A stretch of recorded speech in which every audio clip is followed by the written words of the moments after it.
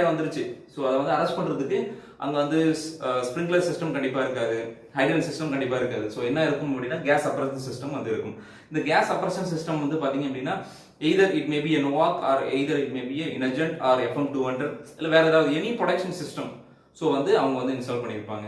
So இதெல்லாம் வந்து பார்த்தீங்கன்னா டேட்டா சென்டரை வந்து ப்ரொடெக்ட் பண்ணுறதுக்கான systems. So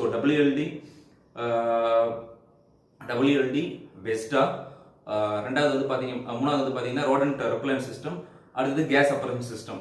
either it may be NOAC or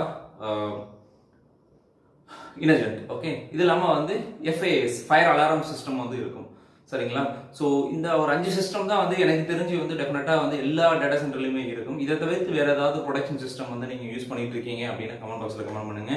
அதே மாதிரி இது ஒரு ப்ரொடக்ஷன் சிஸ்டத்தை பற்றி இன்டெப்த்தாக இன்னும் வந்து நம்ம வந்து எப்படி இது வந்து ஒர்க் ஆகுது, அது பிரின்சிபல் என்ன, ஸோ அதை பற்றி இன்னும் நீங்கள் நிறைய தெரிஞ்சுக்கணும் அப்படின்னா